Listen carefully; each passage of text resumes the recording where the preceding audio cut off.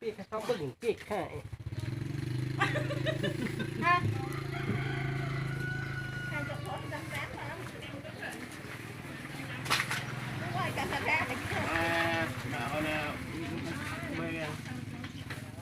đâu rồi nè 10.000 này má nhanh này đây cho xíu rồi nữa nè mẹ tao không hả cho bỏ 10.000 nữa rồi đây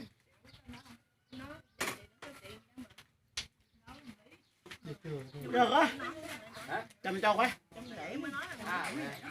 quà tết quà lẹ luôn hả đây đâu bỏ ơi đây nhanh cái gì đây là đậu 10.000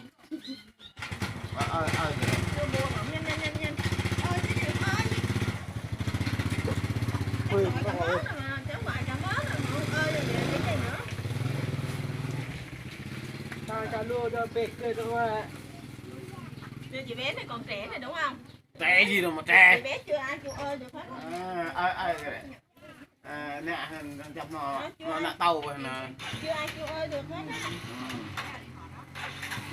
Chưa làm ơi mà sao mà kêu ơi.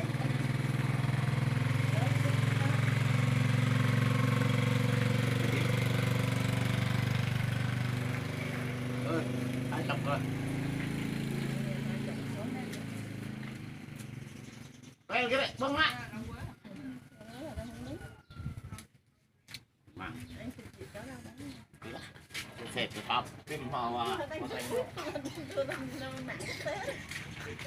Chưa lên mạng thế giới. Vô thôi rồi.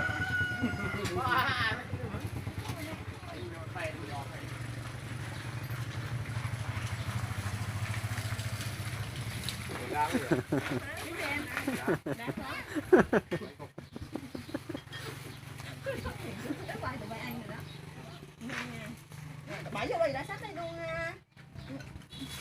Xăng rồi, bẹ, xăng, quên xăng rồi. Xăng bao nhiêu? 20.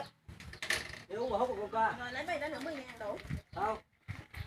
Uống 5 quan này vui quá. Đi mua đi. Rồi không đủ rồi. Thôi nhanh. Dạ. Một. Có Coca đó không chị?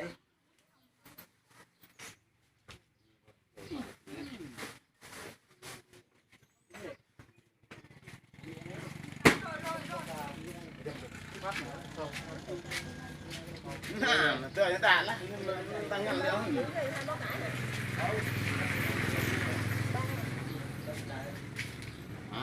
Qua tạ, qua tạ.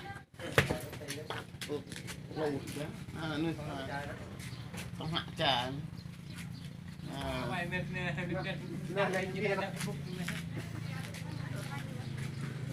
Quay làm tàu không có quay. Có 2 xăng. Tôi sang 2 chốc. Mạng. Sao mình mang? Đấy 2 cái đấy đang ăn.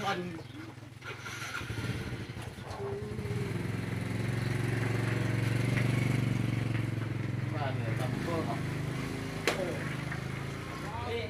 cô cái này đấy, bơ kẹp nè.